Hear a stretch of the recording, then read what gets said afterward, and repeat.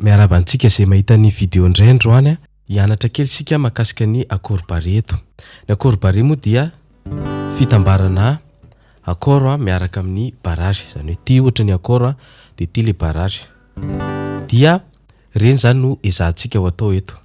Taddio tsara fa ny accord rehetrarehetra dia afaka avadika atao accord barré daholo, izany hoe ireo accord ouvert rehetrarehetra zany dia afaka avadika barré daholo. Aka ohatra anankiray tsika hoe ataona ny manindry azy, ohatra ny mi zany. Ny mi zao rehefa isakitsika demi-temps dia lasa fa.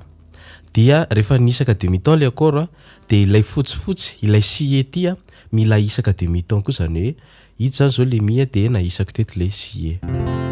Dia ohatr'izay fa io zao fa dièse, sol, la bémol, la sy ny sisa. Dia anjarantsika no mianatra hoe atao ahoana ny mampaneno an'izy.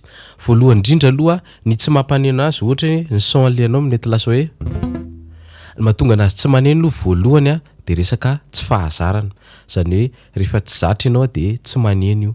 Io na hoe ngeza be ary ianao, io na hoe ny sakafo be ary ianao, rehefa tsy zatra ianao dia tsy maneno aloha izy amin'ny voalohany. Faharoa mahatonga anazy tsy maneno dia le tananao tokony andrangotra tsara, izany hoe ity zao tokony hoe hito rery ny corde voatsindriny. Fa misy amintsika ohatra ny hito le tiantsika atao dia lasa ohatra ny voatsindry le corde ao ambany, izany hoe mila mandrangotra tsara zany le tanantsika. Ohatra ny ohatra zao zany dia atao mandrangotra tsara ito ity ary ity, dia ity indray manindry corde anankenina.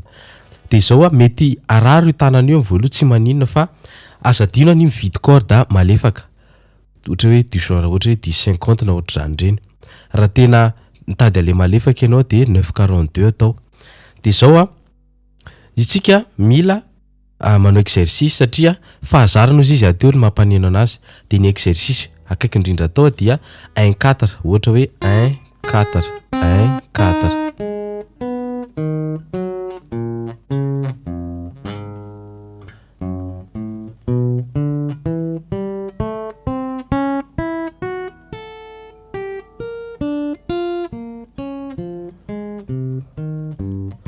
Anjarantsika manohy anazy, ohatr'izay ireny exercice ireny tena manampy anao hampaneno tsara an'ilay barrage.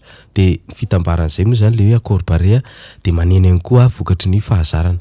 Dia anisan'ny exercice anankiray tsy azo adonoina dia ilay manao an'ilay 3-4.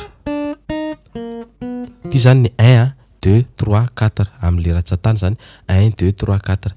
Dia ohatr'izay hatrany. Izay ny astuce-tsika androany, manasanao anaraka hatrany ny pejy. Misaotra tompoko.